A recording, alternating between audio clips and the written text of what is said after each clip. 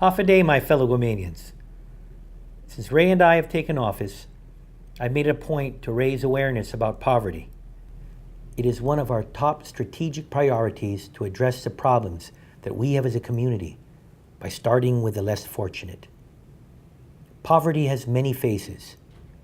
We see it in the 1,500 who are homeless, the 43,000 in public assistance, the 10,000 looking for a job, and the 11,500 who are only making minimum wage.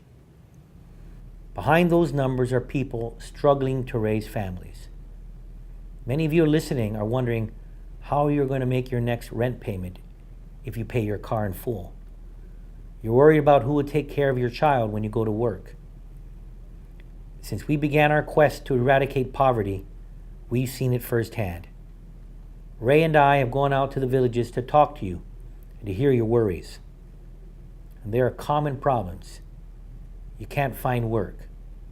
You have too many bills to pay. You need your tax refund or your COLA. There is also a common solution. The only way to eliminate poverty is to increase wealth among the impoverished. And we are pursuing many ways to do this. The most obvious way to improve the quality of life among working class Guamanians is to release all tax refunds owed to them at one time. This is nearly $300 million in cash to about 44,000 Guamanians. If senators pass my bond proposal to make this happen, we will inject this money into the economy and spur business activity and job creation. I've also directed the agencies to quickly spend hundreds of millions in ARA and HOT bond funding, along with highway funding being spent on road construction right now. Together with the tax refunds, this amounts to over $500 million in cash circulating this year. But that's not all. We've been courting visiting investors who are interested in Guam. And later this year, I'll be leading trade missions throughout Asia to bring more investments here. The more money circulating in our economy, the more capital there is for businesses to hire people. And whether you're looking for entry-level work or you want to start a small business of your own, a bigger economy means better opportunities for earning a living. And more jobs mean more money in your pocket. It means you have more for your bills and to begin saving for a home of your own. And once people start building their dreams, our economy will take a life of its own. That is why we've launched a major affordable housing initiative last week with Senator Tina Muñoz-Barnes. We want you to have the dream of home ownership even before the military buildup gets busy. The price of homes are getting more expensive and out of reach for most Guamanians. But by being creative and by partnering with the private sector and federal government, we found realistic ways to bring your dream of home ownership closer to your income.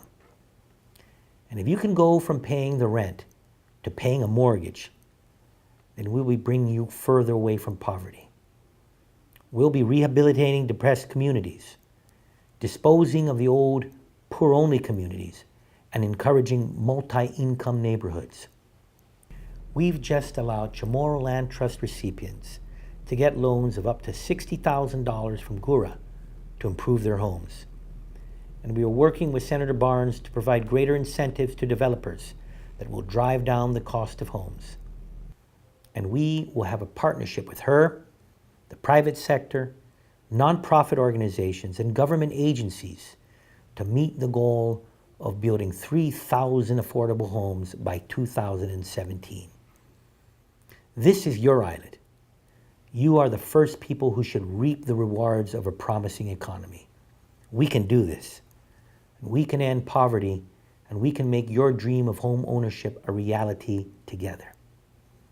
It really does take a village, and we're not going to stop until every village is painted with the happy faces of children playing in the yards of homes that will one day be theirs. Thank you, and si Diyos ifen benedisi, and God bless you.